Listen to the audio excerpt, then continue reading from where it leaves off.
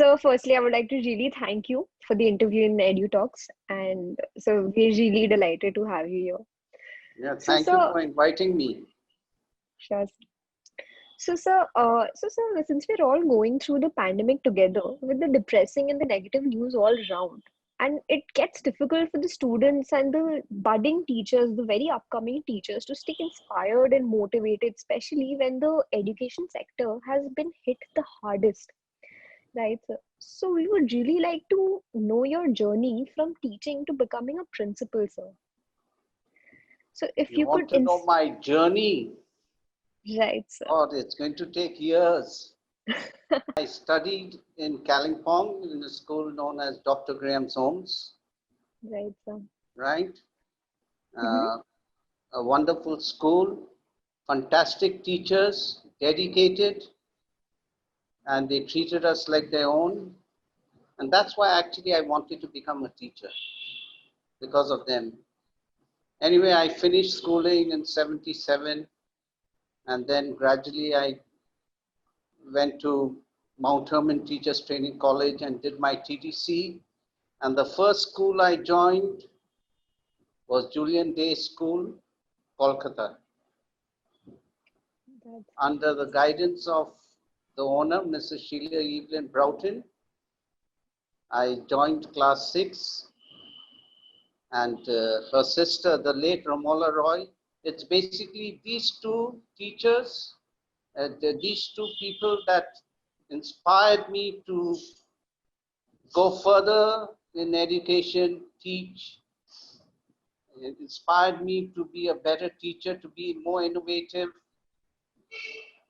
and eventually they molded me to observe a lot of things, to read a lot of books, and then that's how I actually gained more experience, finished my BA from uh, North Bengal University, finished my MA from Vidyasagar University, Singapore, did my B.Ed from Jadavpur University, and then I joined a school, St. Thomas's Day School, and I was there for 15 years until Mr. Sheila Broughton's son, Mr. Julien Broughton, phoned me up one day and said, he's opening a school in Howrah, why don't I come and take over?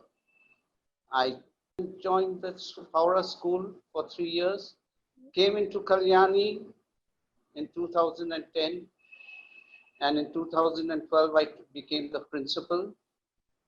Basically, Mr. Julien Broughton and his mother, Mrs. Sheila Broughton, have a lot of faith in me. So they made me the principal, and for the past 8 years, still the principal of Julien Day School, Kalyani. That's amazing journey, sir.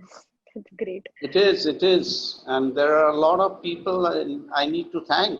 So, like when you were explaining the journeys, I'm sure it must not have been a very smooth journey, right? You must have come across a lot of difficulties. No, there were ups and downs. There will always be challenges, but I remember my managing trustee, Mrs. Sheila Evelyn Broughton, always telling me, whenever challenges come, face the challenges. Don't run away. And it's stuck in my mind till today. She's been a very big inspiration to many of the teachers of Julien Day School, principals. Many teachers that have left Julien Day School have become principals of other schools. Their starting point was in Julien Day School, and now her son, Mr. Julien Broughton, he's 300% backs us to the hilt.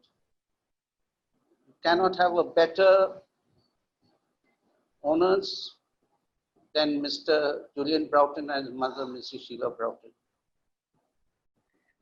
They So, take care of so, every so could you single. give up? No, I never gave up, because how I was trained in Julien Day School, Kolkata, I never gave up. Yeah, there were times when I just wanted to walk away from teaching. But then these words of Mrs. Sheila Evelyn Broughton struck me: face the challenges. You will have good times and bad times. But I see the talent in you, and it has to blossom. Make it blossom. Right, sir. So I'm actually dedicated to them the most. So very inspiring words, sir, actually. So, sir, what do you think, according to you, what would your vision be of a truly effective school that should look like in India? Look, on the physicality side of it, I definitely would love to see a brightly colored building that houses this age group of students. Spacious classrooms, 3D touchables, unbreakable exhibits to their study.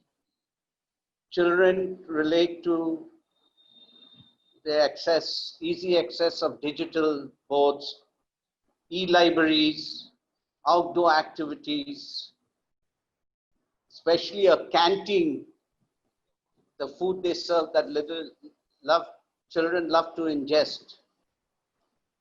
A physical environment that encourages and attracts students to want to come to the school. That's the physicality point of view. But in the educational point of view, basically, I would love to continue with the traditional method of education, supported strongly with available modern technology that strikes a fine balance and integrates the traditional system and ever evolving modern system of education. That's my view. So, sir, any words of wisdom that you would want to share with the budding teachers? Any words of wisdom that you learned through your journey? Oh, first thing is you got to see, especially nowadays where teachers are facing a new virus, right? Right, sir. Mentally, physically, and spiritually, it is devastating. And now teachers of today, the young ones, they've got to adapt to the nature.